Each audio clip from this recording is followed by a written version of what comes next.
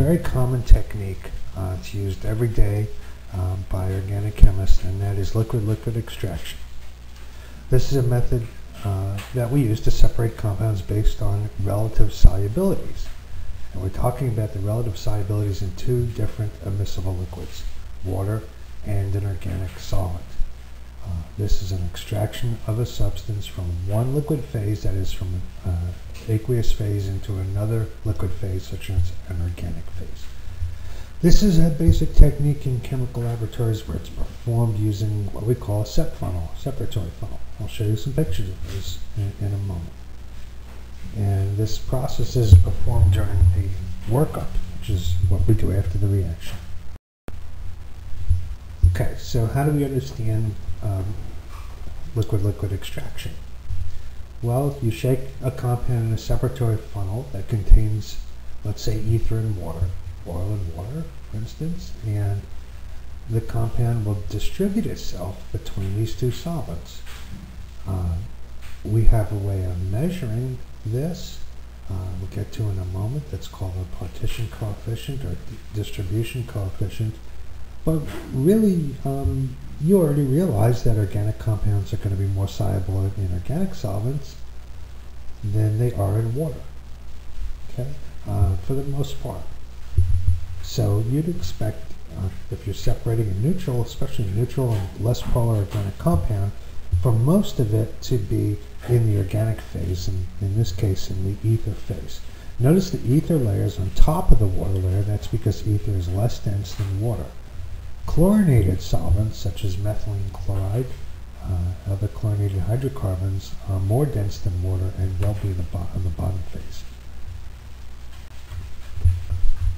So universal rule is that at a certain temperature, room temperature in our case, the ratio of concentration of a solute in each of the solvents is always constant. This is called the distribution coefficient, K, where these two solvents are immiscible liquids. Alright, so let's look at an example where a certain solute has a distribution coefficient of, what does that mean? It means if there are 30 particles of compound 2, there are going to be 20 in the upper phase and 20 in the lower phase. If there are 300 particles, then we'd have a 200 to 100 ratio. If we increase the amount of solvent, what happens? If you double the volume of one of the solvents, then you get more particles in that solvent. You'll get more of a distribution of the solute. So if you use a really large amount of an extraction solvent, you'll of course dissolve more of the solute compared to the other solvent. However,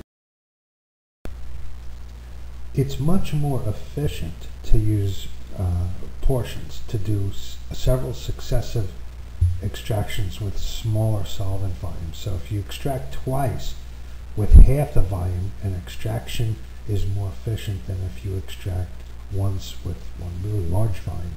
So if you want to get a compound, an organic compound, out of the aqueous phase, you can extract it, let's say, 3 times with 10 mils of organic solvent instead of using 130 mil extraction. You'll be much more efficient.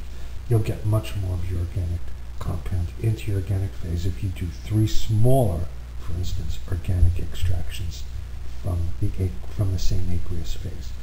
For maximum efficiency, it's usually 3. It's usually 3 times 1/3 of the volume. Okay, so the more smaller extractions you do from, let's say, an organic to an aqueous phase or vice versa, the more efficient and more effective. A very important type of extraction is what we call chemically active, or an acid-base extraction. That's when you have a compound, let's say organic soluble compound, and you want to separate it from other organic soluble compounds. How do you do that? Well, you can make some of those compounds more polar or more ionic, more salt-like, and then move them into the aqueous phase. Let's look at some examples. So carboxylic acids, for instance, and phenols are quite acidic, and we can deprotonate them.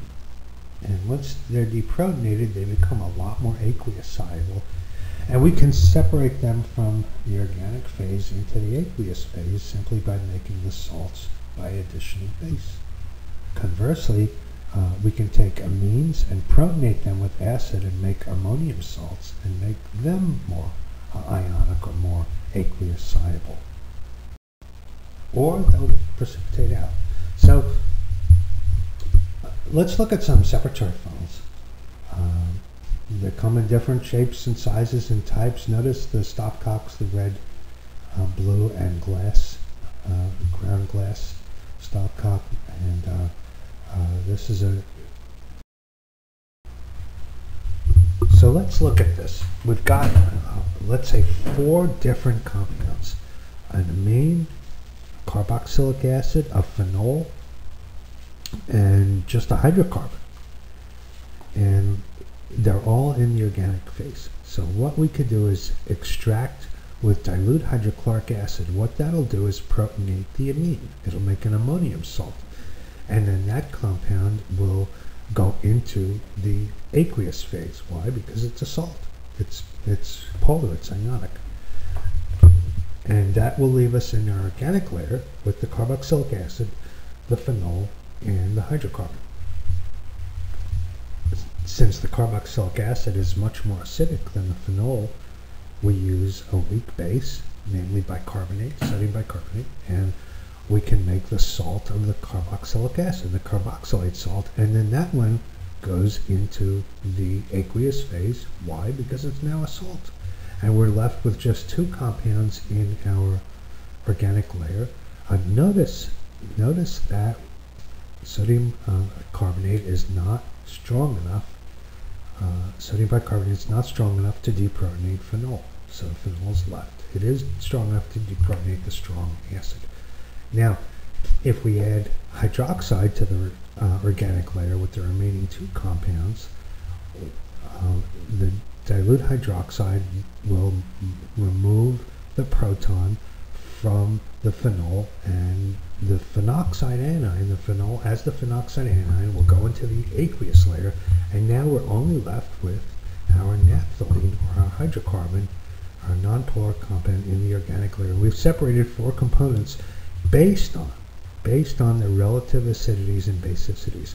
Now go back and realize that if we had added hydroxide a step previous, that is, instead of using the bicarbonate, if we had used hydroxide in that step, we would have extracted both the phenol and the carboxylic acid into the aqueous phase. So the relative strengths of the acids and the relative strengths of the bases that you use are important.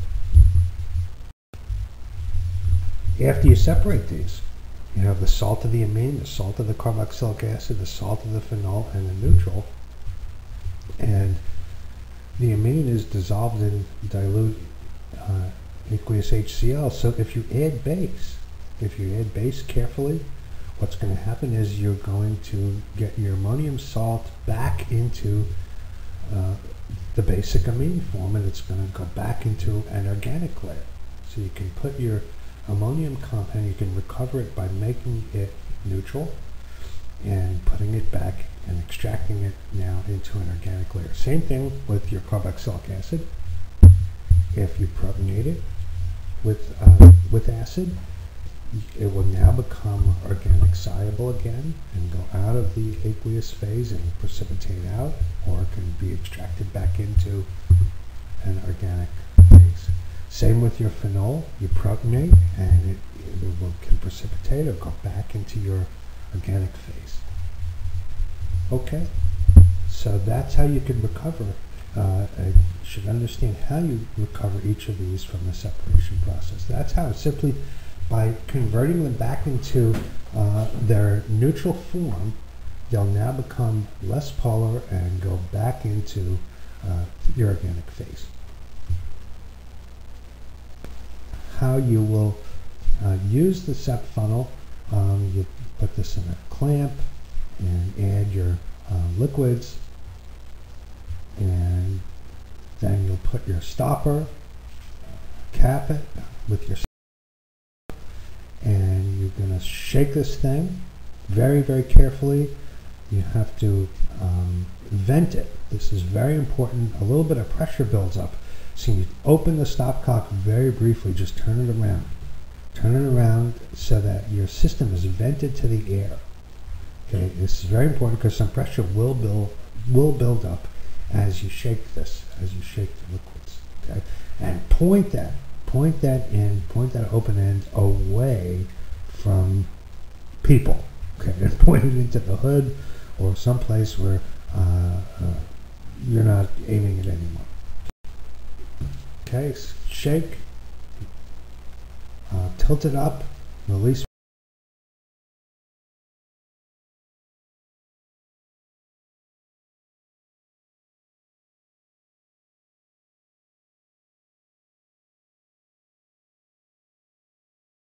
On. And now you can see layers. When you put this back into your back onto your stand, you can see layers separating. You wait, and you can clearly see 2 layers, and then you can drain your lower or aqueous phase into a collection flask. Okay, and that's essentially how you separate. Okay? And then you can extract 2 more times, etc. and so on. Okay, so once you've got your compound into an organic phase, into an organic solvent, or if your compound itself is a nice liquid, sometimes what we can do to dry it is add in anhydrous salt. The most common salts that we use are magnesium sulfate or sodium sulfate. These form what we call hydrates, and this is very simple. You take magnesium sulfate, it can add 7 waters, 7 water molecules as to form a heptahydrate. And what you do is you take your liquid that you want to dry. It's going to have some trapped water in it, and you pour in some mag sulfate, and you let it settle. If the magnesium sulfate looks all clumpy and still wet, you probably need a little more. So you add some more. You get the mag sulfate coated there in the bottom of your flask, and you let things sit for a while, and all you do is filter it off. And the mag sulfate should have, if you give it enough time, it should have soaked up all of the water molecules that are trapped or entrained in your organic solvent, leading to the heptahydrate. You just, all you have to do at that point is filter it off, because the mag sulfate itself and the mag sulfate hydrate won't be soluble in your organic solvent. So you just add it, it'll soak up the water, and you filter. Okay, so that's it. Have a great lab.